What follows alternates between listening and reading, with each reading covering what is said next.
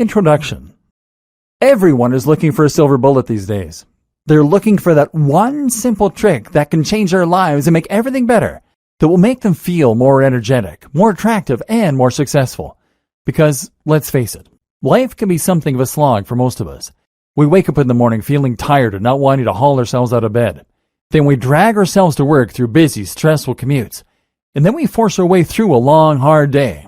When we get home, we usually feel too tired and depressed after a work week to do anything worthwhile. And so we just crash out in front of the couch. Many people struggle with feelings of low self-esteem, of depression, and of loneliness on top of this. We're constantly connected, but many of us feel that we struggle to make real, worthwhile connections. Is there really one simple trick that can turn that all around? That can give you a new lease on life and help you to feel like $1,000,000?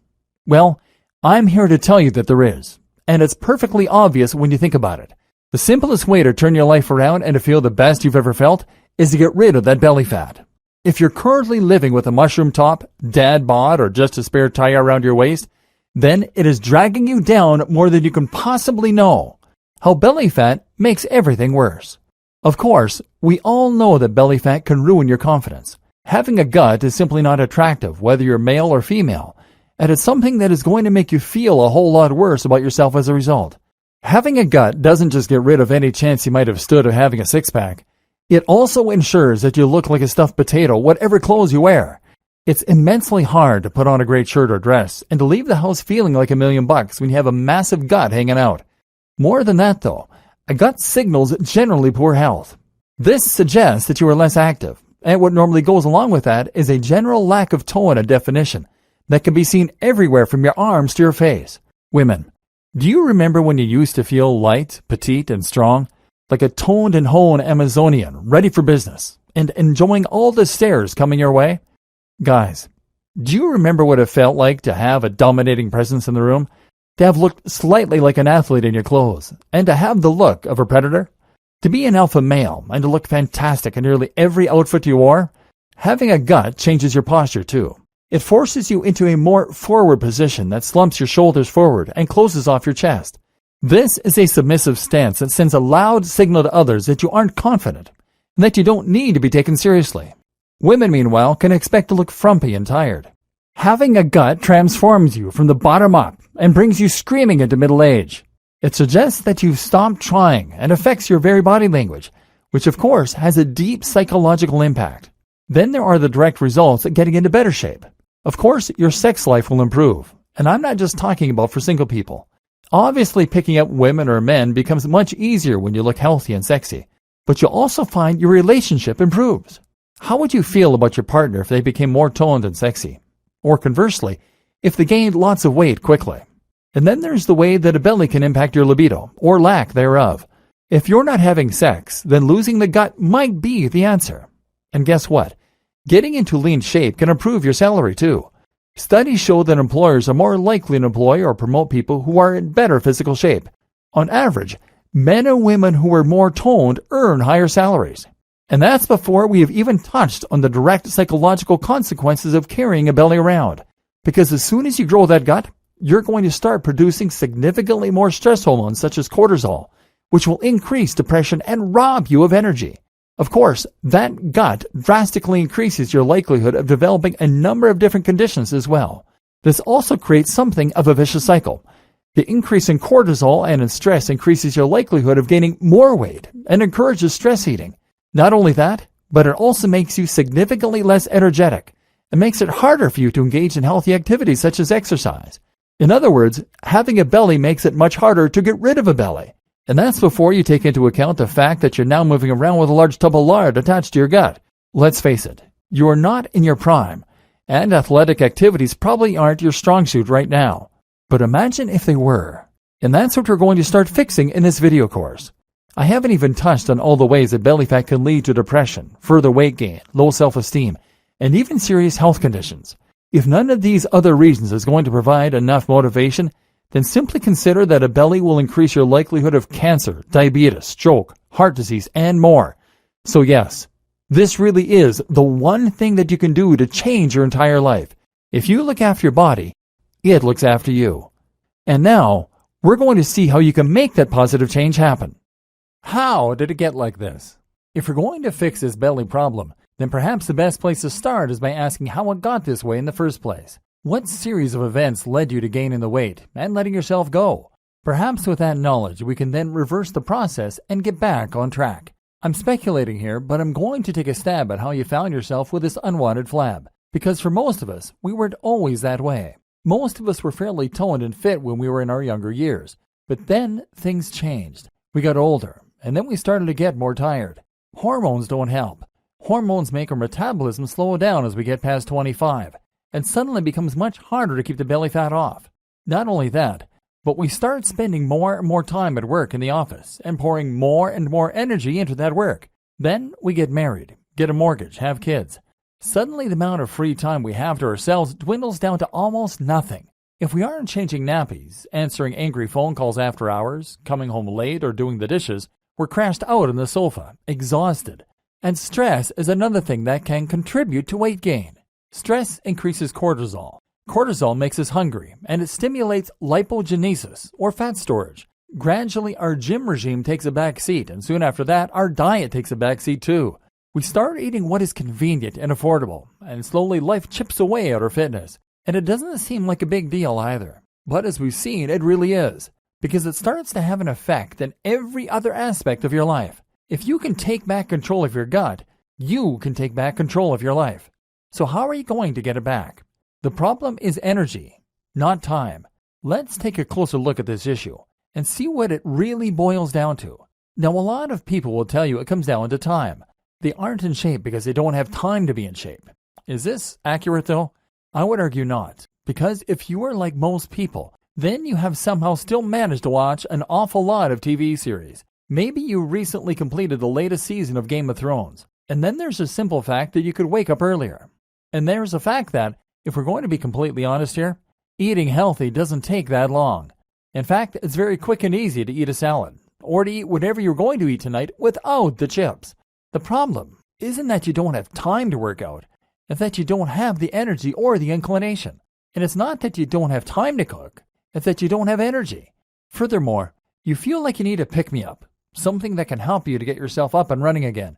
And fish just isn't going to cut it.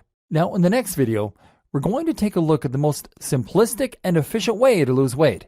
This is straightforward calorie tracking. We'll see why this can work and why it's really just very simple math. But I want you to keep this video in the back of your mind because we're going to be coming back to it. You're going to see later on that your lifestyle makes it hard to cut calories and that you need to have a rethink if you're going to win this war on your belly. The simplest diet for fighting belly fat: cutting calories. The most straightforward way that anyone can fight belly fat is to simply eat fewer calories than they burn. This is what is called maintaining a caloric deficit, and it basically means that the body needs to burn fat in order to get the energy it needs. The body is constantly burning energy, not only to allow it to engage in various activities such as walking, jogging, or thinking, but also to allow it to simply stay alive. That is to say, that you need to burn energy for the most fundamental of human bodily functions, such as blinking and breathing. If you are constantly eating, then you are constantly supplying your body with the sugar that it needs. This will remain in the blood until the body is able to use it to power whichever movements are necessary. Failing that, the body will look to stores of glycogen, which is kept in the cells. It's only once both of these energy supplies run short that the body then needs to start looking elsewhere. That is when it starts to burn fat. How to measure and maintain a calorie deficit. If you want to measure and maintain a calorie deficit, then you need to first calculate how many calories your body burns in a given day. This means looking at the number of calories that you burn while active, called your basal metabolic rate, and then looking at how much exercise you do on top of this, making your AMR, or active metabolic rate. There are plenty of different calculations out there for getting a rough estimate of these numbers. Ultimately, though, it is actually more effective in most cases to try and work this out using a fitness tracker. While calculations can be useful, they don't allow for variations from one day to the next. Most of us will find that our active metabolic rate varies tremendously throughout the week, and this, of course, has a big impact on how much you should be eating. A good fitness tracker will allow you to enter some personal metrics, such as your height, weight, and gender, and will then count your steps and measure other activities throughout the day. A device such as the Fitbit Alta HR, for instance, will not only track steps, but also monitor your heart rate throughout the day and automatically detect exercises and activities like walks, runs, and sports. Using this data, you can then get a much more accurate picture of how many calories you burn daily. From there, you can start calculating how many calories are going in. Again, there is technology out there to help you do this. MyFitnessPal, for example, is a tool that will let you log the foods you eat by entering the calories and macronutrients manually, or by simply scanning a barcode in order to add them from a huge database. If you scan everything you eat through MyFitnessPal, not forgetting the drinks you consume, including alcoholic beverages, and any smaller snacks throughout the day, then you now have a total number for all the calories you've eaten to measure against the ones you've burned. Now all you need to do is to plan your day so that the number of calories coming in stays lower than those going out. Let's say that you've burned 2,300 calories, and you've eaten 2,200. You can either stop there, or you can try and do some more exercise in order to burn more calories. Either way, you need to keep the first number higher than the second one. If you can do that, then you will burn fat. It's that simple, and it has to work, because there's no other source of energy for your body to get fuel from. Maintain a constant caloric deficit of around 200 to 300, and you'll slowly lose more and more fat. Remember, slow and steady wins the race. Except, it's not really that simple, is it? For starters, there are the kinds of foods you're eating, the nutrients. Then there is the matter of your metabolism and, life. Maintaining a caloric deficit seems simple and flawless on paper, but in practice, it is too simplistic. Over the next few videos, you'll discover why, and you'll find out how to strike that happy balance that will result in guaranteed fat loss. A little about targeting. Before I go any further, though, I should first address a concern you may have. After all, wasn't this supposed to be a video course about burning belly fat specifically?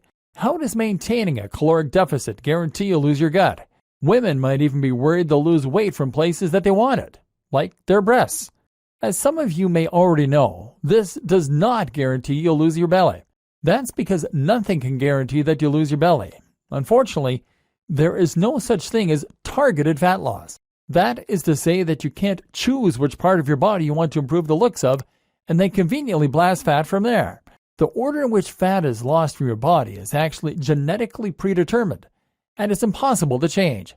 Some people will lose weight from their guts first, and those people are very lucky indeed. Other people might lose it from their arms first. As of right now, science has no way of helping you choose which order things happen for you. So the only way you can burn belly fat is to burn all fat, and then feel safe in the knowledge that it is going to eventually reach your belly. That said though, we will look at some tips in this video course later on that can help you to make your belly flatter and more toned in other ways. The role of hormones in weight loss. If you look around the web for advice on how to lose weight, you'll find that people fall into two broad camps. There are those that believe weight loss is entirely dictated by that caloric deficit we just discussed, and there are others that feel there are other, more important factors at play. Let's take a look at some criticisms of the calorie deficit approach to dieting. Problems with the deficit. It is certainly true that your body needs to burn fat for energy once it has run out of other sources. It is certainly true that if you have no other means of getting that energy, you will lose fat stores and eventually you lose weight. This really is simple math, cause and effect. But the problem comes with calculating that magic AMR, active metabolic rate. These calculations are rough guesses at best, and they are based on nothing more than your physical features. The best calculations take into account your muscle mass, which is metabolic active. But even these don't take into account underlying issues such as the balance of your hormones. Simply put, some hormones help you to burn fat faster, and some help you to burn fat slower. These are directly responsible for how many of those processes that require energy are going on in your body at any given time, and how capable your body is of utilizing the various stores of energy available to it. Just a few of these hormones include cortisol, insulin, thyroid hormones, T3 and T4, adrenaline, serotonin, leptin, ghrelin, testosterone, estrogen, progesterone, IGF-1, human growth hormone, and many more. The problem is that we all have different balances of these hormones. These hormones are in constant flux and are affected by everything from what we're eating at the time and how stressed we are to how much sleep we've had and how sunny it is. Some people have imbalances in these hormones that are permanent, while others will use medications that can alter them. Those fitness gurus that ignore the role of hormones in weight loss can't explain why hypothyroidism or polycystic ovaries leads to weight gain. They also can't explain why using steroids builds muscle and burns fat. You may not have a condition like hypothyroidism, but the point to recognize is that these conditions are not really binary. You don't have to have or not have a condition, but rather, you can view everyone as existing somewhere along the spectrum. You might have a slightly lower production of thyroid hormones than someone else, or you might be higher in testosterone. This is why some people lose fat very easily, and it is why some people struggle to lose it. That's also why things tend to get harder for us as we get older, and it's why things get harder for us as we become more stressed and more tired. All of this upsets our hormone balance and puts our bodies into fat storage modes. The issue is not with a calorie deficit, but rather our ability to accurately calculate our own AMR. Not only that, but these hormones also play a very big role in why we struggle to lose weight. They make us hungry, low in energy, and depressed. And they contribute directly to fat storage around the midriff. This is before we take into account the fact that it is essentially impossible to calculate the precise number of calories burned. Heart rate alone is not a perfect correlate for calories burned, or the number of calories in any given item of food. You really think that every single apple has the precise same number of calories in it? Are you sure you're really adding precisely the same amount of sauce to your meals? Then there's another fallacy of the calories in-out diet, which is the notion that our calories somehow magically reset at the end of the day, that we can make sure we're in a calorie deficit on Monday and then start again on Tuesday. In reality, the buildup of calories is cumulative and can be carried over. And then there's the way that eating in itself can affect your hormonal balance and process the foods that are coming in. The cycles of the body. Not only does everyone have different balances of hormones in the long term, but we all also go through cycles where different hormones peak. This is useful information to know if you want to try and make it as easy as possible to encourage weight loss, because it means you can time your consumption of food to coincide with points when your metabolism is fastest. And you can try to diet the hardest at points when you're less likely to be hungry. For example, when you wake up first thing in the morning, your body is in a fasted state. This is simply because you have just gone the last 8 hours without eating anything, thereby meaning you have very low blood sugar. How does the body interpret this? It interprets it as danger. In other words, your body will now react by telling you need to eat, and you need to eat fast. If you don't get food into your system quickly, then you might starve. Remember, as far as your body is concerned, you're still surviving out in the wild. Thus, your low blood sugar will trigger a release of cortisol, the stress hormones that will motivate you to go and find food. This is also what makes us grumpy in the morning. You'll release sugar from the stores into the blood, and you'll produce ghrelin, the hunger hormone. This also triggers the release of myostatin, a chemical that tells the body to burn muscle and use it as fuel.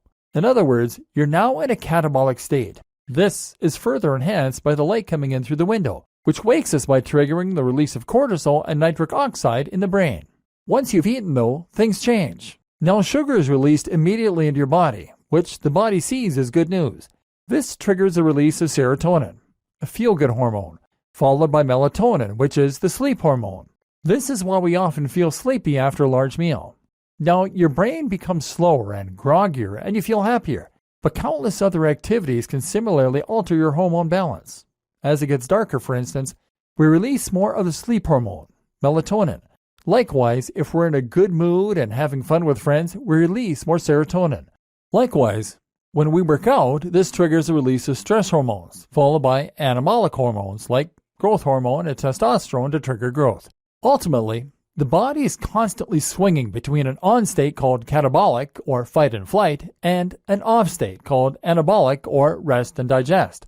When the body is hungry, harmed, or threatened, you become more alert and produce more stress hormones. At this point, you burn your energy stores because you need to keep going. But when the body is relaxed or you've eaten a satiating meal, that's when you're more likely to store fat and build muscle. The issue is where the next huge factor comes in. Lifestyle. We'll look at that in the next video. But first, the roles of carbs and fats. As mentioned, the timing of your food and the way you eat can have a big impact on your hormonal balance. Likewise, the hormonal balance can have a big impact on the way that you're eating. For example, If you eat first thing in the morning, you break your fast. That is to say that you take yourself out of a catabolic state where the body is desperate for food and is burning fat. Some people will then try to extend this catabolic state for as long as possible as a trick to burn more fat. They might even engage in something called fasted cardio, which means that they'll work out first thing in the morning, before breakfast, so that the only thing available to burn is stored fat. Another trick is something called carb backloading. Here, you engage in intensive exercise designed to deplete the glycogen stores. Then you consume carbs, and as a result, they will be more likely to be stored in the muscle cells rather than being stored as fat. But the technique that most people are interested in is to avoid simple carbohydrates altogether. Simple carbohydrates are any carbs that release their energy immediately into the blood. These tend to be the sweetest carbs like sugar, cake, and white bread. By eating these, you cause a sudden spike in blood sugar, which triggers the release of insulin and puts your body into a fat storage mode. If you avoid these simple carbs, however, then you can maintain more of an equilibrium and thereby prevent your body from storing the energy. Instead, you'll simply be replenishing your blood sugar as it is being used up. This is the objective of many low-carb dieters, who will instead rely on complex carbohydrates and fats, which digest much more slowly and therefore release sugar into the blood at a slower rate as well. Some low-carb dieters and fasters will go even further to try and reduce blood sugar to the point that the body begins producing an alternative energy source, ketones. Do you need to worry about this? Is any of it relevant for losing your belly? Don't worry. Everything will be explained into a simple-to-follow program very shortly. Fitting a diet into your lifestyle. Here is the other issue with eating a diet designed simply to help you reduce your caloric intake. It's miserable. I always say that there's no point in starting any new diet or any new training regime unless you intend to stick with it permanently. If you're going to diet for a month and then go back to your old shape, then what's the point? So whatever diet you're coming up with right now, the first thing you need to ask yourself is whether you can feasibly see yourself following it forever. This is the problem with intermittent fasting diets, and it's a problem with calorie counting. Sure, you can stomach the idea of scanning all your food for a few days, weeks, or even months. But are you really going to be doing this when you're 80? If not, it is not sustainable. And what's the point of going to such effort to count everything you eat when we've already seen that the numbers are really just a guess at best? For most people, this will be an effective tool until it becomes dull and they give up because they're too tired and stressed to stick with it. For others, it might never work, owing to other biological factors that prevent them from getting the most from it. Cast your mind back to the notion of your body going through cycles between anabolic and catabolic. Now ask yourself, what have you been doing all day at work? You've been stressed, likely getting into arguments, working the deadlines, and struggling with difficult clients. At the same time, you've been staring into a screen which is a very bright source of artificial light. What does all this mean? It means you're very much in fight or flight. You're very much catabolic. And so when you get home, of course your body is going to revert to anabolic. Not only that, but your blood sugar is likely incredibly low, and you need something to cheer you up, something that will release some serotonin. You need to swing the pendulum back to the anabolic, rest and digest state. And now you're telling me that you're going to eat fish because it has the right number of calories? The good news is that there is a better way. The other factors overlooked by diets. There are many more important factors that often get overlooked by diets too. One of these is the fact that we tend to eat socially. That is to say that we will often eat something because we're with our partners, our families, or our friends. We like inviting people around for meals. We like going out for fancy dinners. And we like surprising our partners with chocolates. If you don't join in with us, then it's actually quite unsocial and we miss out. Again, with all those hormones screaming at you to get some sugar, and now the social pressure of eating out, are you really ordering that salad forever? And yes, there is a simple matter of time and energy. Tracking all your calories takes time and energy, as we've discussed. Those are both factors that are already at a premium. Can you really motivate yourself to count all the calories in that home-cooked meal every day? But most important of all, nutrients. And there's something else that doesn't get a lot of attention when it comes to diet, and that absolutely deserves it. That's nutrition. Too many of us view our food as fuel. This is something that the calorie counting approach is very guilty of doing. We look at food as something that we use in order to enable ourselves to keep going and to keep us productive at work. We think of it in terms of something that our body burns in much the same way that a car uses petrol. But food is much more than that. Not only should food be enjoyable and social, as we've already discussed, but it should also be thought of as being the very substance that we are made of. You've heard the expression, you are what you eat, and well, it's true. When you consume amino acids from nutrients, your body actually reconstitutes those in order to build your muscle and skin. You are literally recycling the parts of dead animals and plants in order to rebuild your own tissue. Likewise, the micronutrients found in your food help to build your bones and connective tissues, your brain chemicals, and even the hormones that help to drive you. Micronutrients are the tiny nutrients that come from all our food, and they're absolutely essential to helping us to perform and feel our very best. These make us feel more awake, more alert, more happy, and they even help to elevate our metabolism so that we burn more fat. If you're feeling depressed, weak, sluggish, and slow, then there's a good chance that it is actually because you have a deficiency in some kind of essential nutrient. These are nature's sports supplements, and they can be instrumental in helping you get out of the funk you're in. Why modern diets are the worst. And here's another thing to keep in mind. Modern diets are the worst. The big issue with modern diets is that they have essentially hacked the very system our body evolved in order to survive. Remember the way that simple sugars cause a rush of blood sugar, insulin, and serotonin and make us feel great but then cause us to gain weight? Well, all food manufacturers care about is that first bite, making you feel good.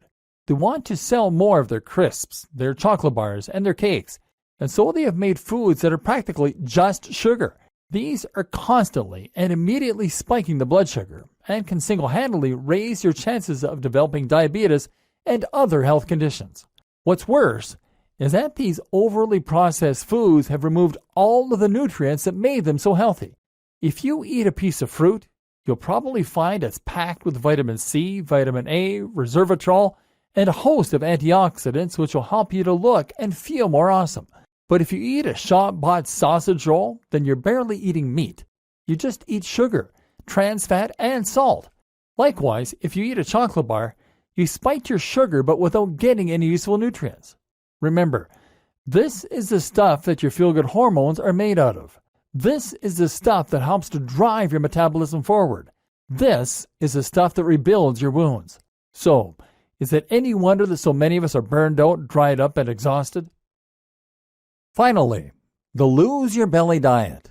So there has been a lot of preamble thus far, but it's important that you understand the logic behind the Lose Your Belly diet so that you can understand why it is working so well. Remember, our objective is still to eat fewer calories than we burn, but along the way we want to take into account the role of hormones and meal timing, and we want to actually enjoy eating in a way that is practical. The simple way to lose weight. If you were to boil weight loss down to its simplest possible parts, then the main take-home point would still be to eat less, and to specifically eat less of the bad stuff. What counts as bad stuff? Simple carbs, which just so happens to be most of the empty calories as well. In other words, if you eliminated processed foods like sausage rolls and pork scratchings, along with all the sweets and treats like crisps, chips, chocolate, cake, and candy, then you would be able to enjoy a diet with far fewer calories immediately. And you would at the same time not be losing anything important from your food intake. This is not rocket science, it's pretty straightforward. While you're at it, make sure you get rid of any excess of sauces. So that means squirting large amounts of mayonnaise onto your food, and certainly sugary drinks. Did you know that a glass of Coke has as much sugar as eating 2 Cadbury's cream eggs? So remove the bad stuff, and where possible, just replace it with a vegetable like a carrot or fruit like a banana. In fact, make a conscious effort to make sure that you are getting more nutrients. That guideline about fruits and vegetables, follow it. This doesn't have to be complicated or a slow process. It can be as simple as ordering a smoothie from Starbucks in the morning instead of a cappuccino, which is also filled with sugar, FYI. Even if it just means taking a vitamin tablet, this is one of the most important points I want to ram home. Once you start getting more nutrients in your diet, you will start to feel more energetic, more lively, and much more positive. We're in a vicious cycle right now, where stress and a modern diet has made it increasingly difficult to get out of a rut and take back control. You can't force your way out of this kind of lifestyle with sheer force. You need a quick and easy win. Getting more nutrients is that win. Trust me, You start getting more vitamin C in your diet, and you'll regain that spring in your step that will then help to motivate you toward all the other things you need to do. Simple tracking. This has immediately improved your health so that you feel more energetic and will be consuming fewer calories. But if you're in the process of swapping out unhealthy foods for healthy ones, it's still possible that you might be consuming too many calories. Just because something is healthy, that doesn't mean it can't also be calorific. And just because something is healthy, that doesn't mean it can't make you fat. The perfect example is the avocado. This is absolutely packed with goodness and is a great healthy fat that will slowly release sugar throughout the day. This is the ideal breakfast food instead of a sugary cereal that will spike your blood and destroy your fasted state. The problem? Avocados are also quite high in calories. This is why it can still be a good idea to track your calories a little to get an idea of what is going in and out. But we're going to do it in a way that is much more easygoing and something you're more likely to stick with. The idea is simple. You will calculate the amount of calories you consume over a few average days and the amount you burn over a few average days. Now you know a rough target, and you will have an idea of what some of the staples in your diet do to your calorie total. This is when my wife and I stopped buying a tasty shop-bought pizza after realizing it was well in excess of 1,000 calories each. Now you'll have more of a feeling for when you're getting close to your threshold, and you know which healthy alternatives you can snack on to tide you over. Ride the tide. Better yet, make your meals consistent. If you make your meals consistent, then you can know precisely how many calories are in it, as near as possible at least, and you won't need to constantly scan and calculate. Didn't I just say how a program that's too rigid is folly, though? Well, yes, but you see, this is where the clever part of this diet comes in. The idea is that for the first 2 meals of the day, you are going to eat in a manner that is entirely predictable. If you do switch your lunchtime dessert, then it will be something that is pre-approved, which won't spike your blood sugar, and which isn't too high in calories. The aim is to keep these meals very clean, very nutritious, and very low in calories. They should also be things that satisfy you, though, and things that you can easily acquire and prepare. If that means buying from a salad bar or similar, then so be it.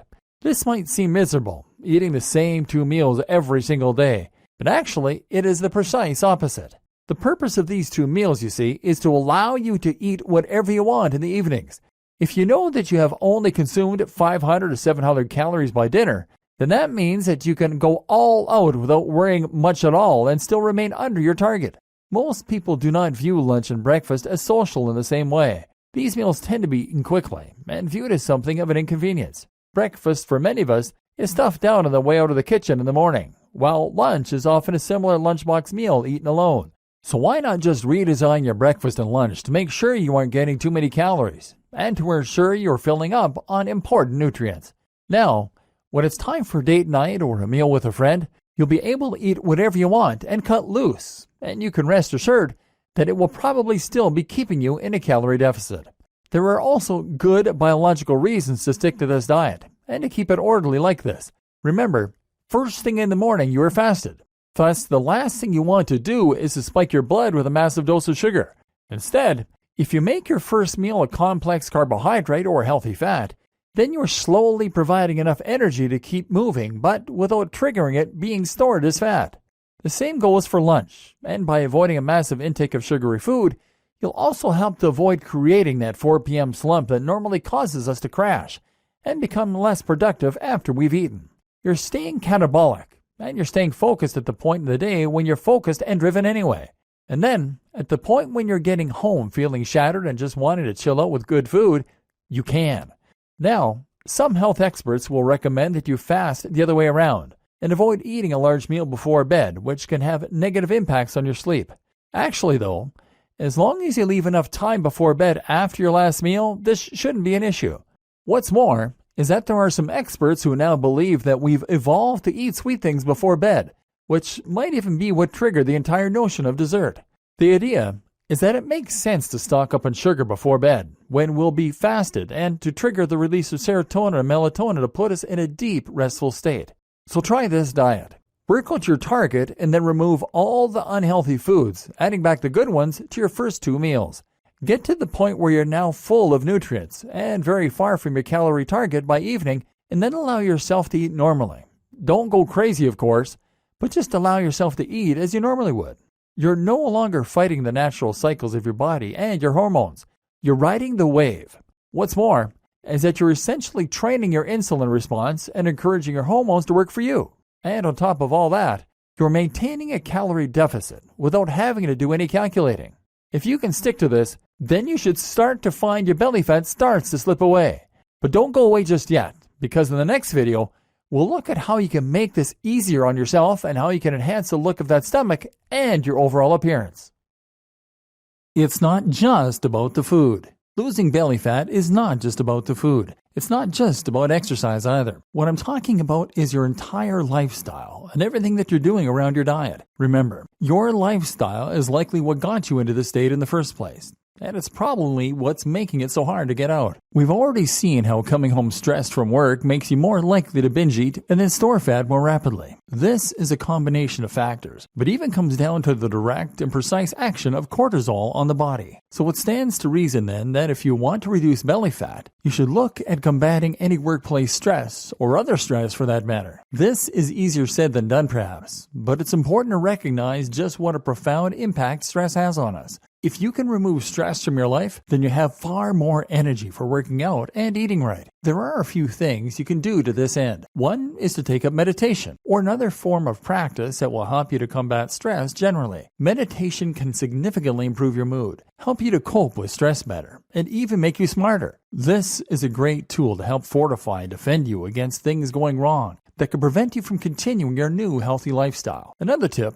is to look for ways to make your life a little easier. One obvious culprit may be the commute. Could you make this easier in any way? Perhaps with a car share. You might even decide that the job you're doing is not for you. If it's not leaving you with the energy or the willpower you need to look after your own health, then guess what? This job is not good for you, and you should probably quit. Prioritize your health. More ways to get your body on your side. Of course, it should go without saying that you should also avoid any toxins that might damage your metabolism. This particularly applies to smoking and alcohol, both of which can really stand in your way of successful and healthy weight loss, not to mention ruining your energy level. Another tip, though, is to make sure that you're getting enough sleep. We actually burn a lot of calories during the night, but what's even more important is the fact that sleep is what sets your rhythms and begins a cycle between catabolic and anabolic. Sleep is the ultimate anabolic state. If you are skimping out then, you're not going to be performing at your best, and you won't have the energy or the willpower to stick to the new regime. Try to get 7 to 8 hours every night and keep it systematic so that you have the same bedtime schedule. The body likes routine. Another tip is to consider investing in a day lamp. These are alarms that wake you up with a wavelength similar to that of the sun and which get brighter slowly like a sunrise. This is great for combating SAD, seasonal affective disorder, and helping us to feel more awake and alert first thing in the morning. Want one more trick for getting yourself firmly into a catabolic, focused state in the morning? Take a cold shower. This also happens to be great for stimulating the production of testosterone.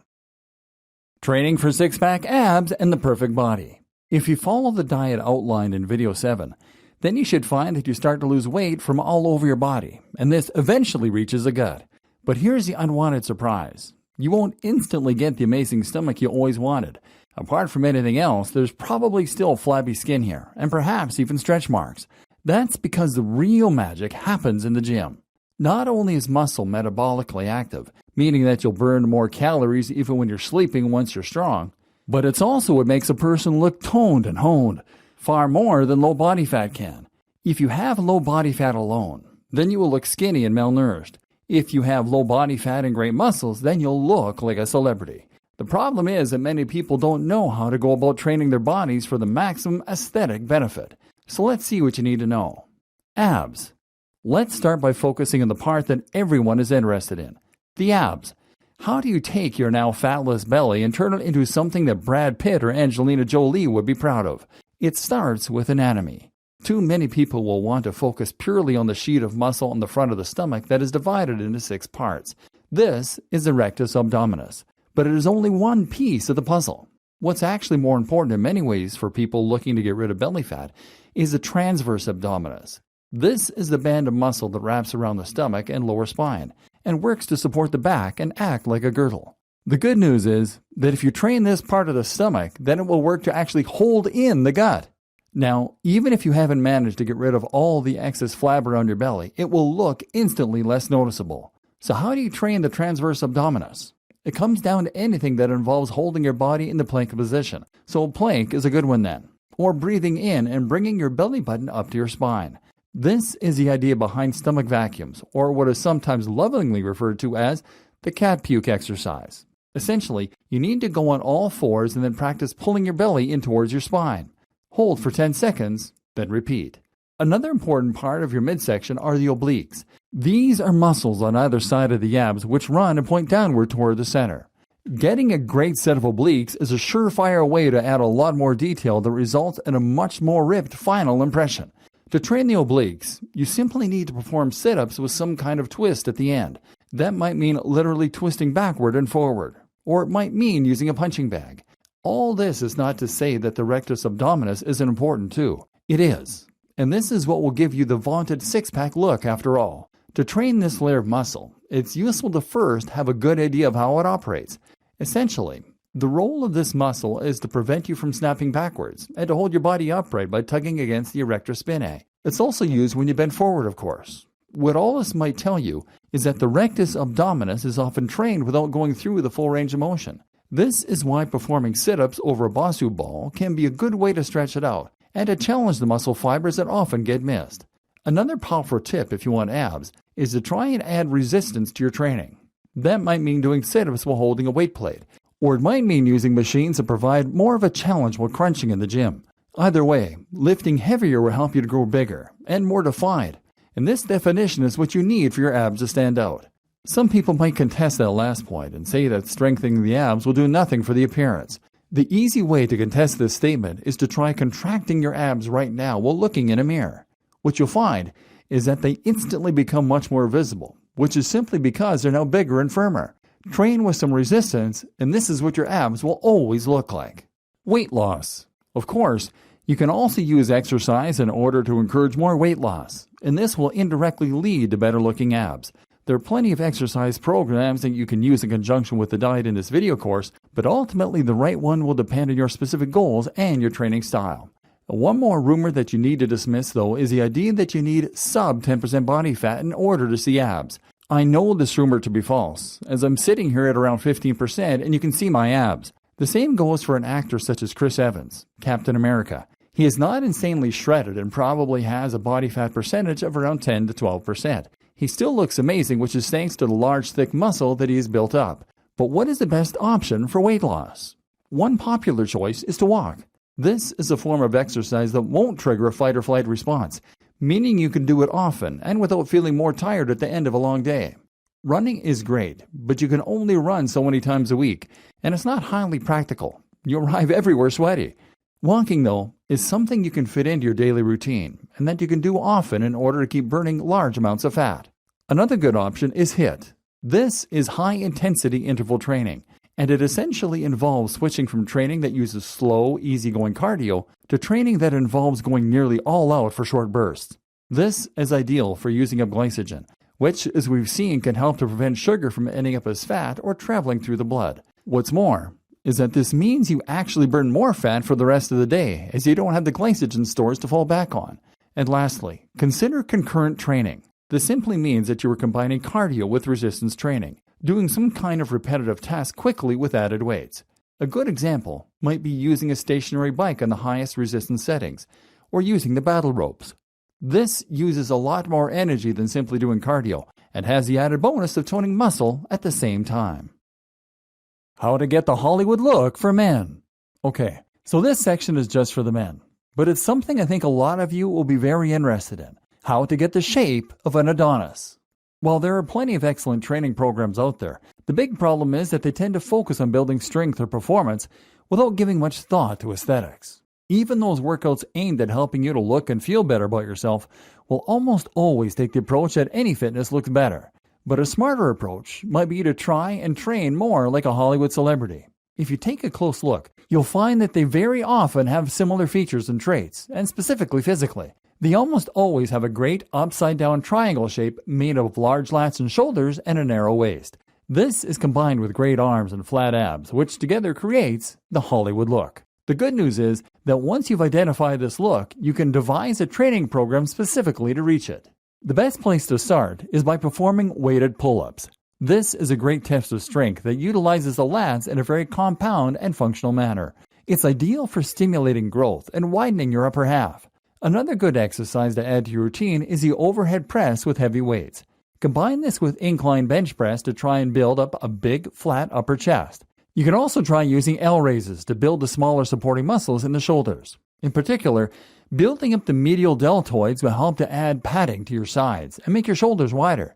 Finally, make sure that you also focus on the triceps. Many people think that training just their biceps will give them bigger arms, but the reality is that your upper arm should actually be 2/3 tricep.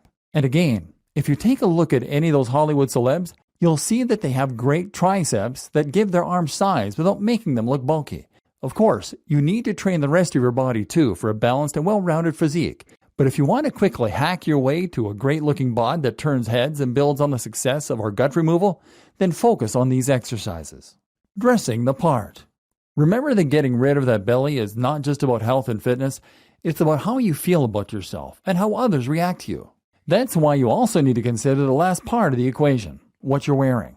This can be a great way to enhance your new lean look and to really become that highly effective, toned, and masculine individual that you've dreamed of being. The first tip to dressing for your new great shape is to show it off.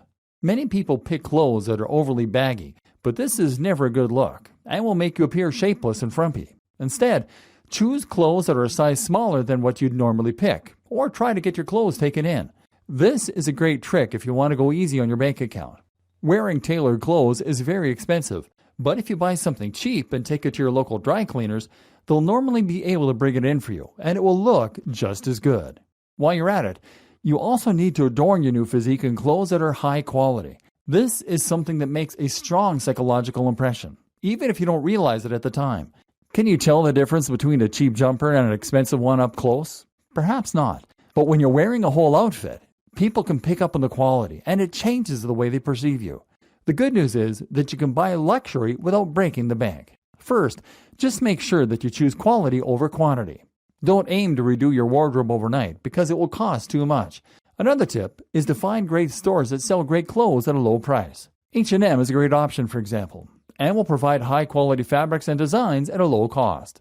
Finally, shop around the sales time and always look through the items that are reduced. This way, you can find great deals that will have all that same luxury appeal but without the luxury price tag. Think as well about the other aspects of your presentation. That means investing in a good haircut, the right shades, and definitely good accessories like shoes and watches. All this says something important. It says that you care about yourself and that you care about the way you present yourself. That makes you more trustworthy, and it tells other people that they need to care about you too.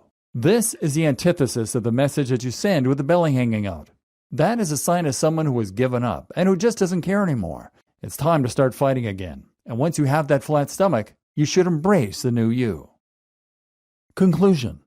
You may be wondering why I went off in that last tangent talking about clothing and getting the Hollywood body. The answer is that it all comes down to the same thing. Getting rid of your gut is a great opportunity to change the way you look and feel, and to change the way that others see you. This impacts on countless other aspects of your life. But to do it correctly, you need to understand the myriad different factors currently impacting you.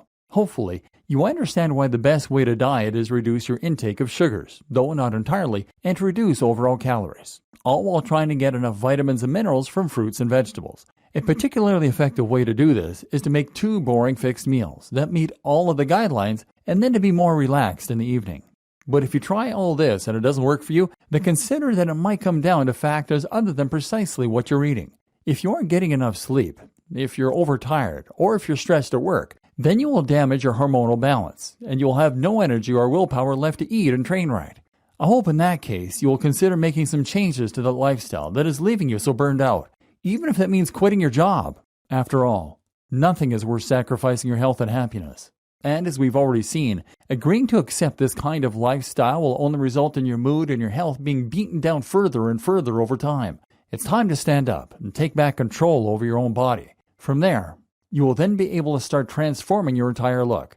Hopefully, if nothing else, getting rid of your belly will help you to fix your posture and to stand up taller and prouder. This instantly changes the energy that you send into the room, and it tells the world that you are successful, important, and proud. Losing your belly really is that one thing that changes everything. But to achieve it, everything must change.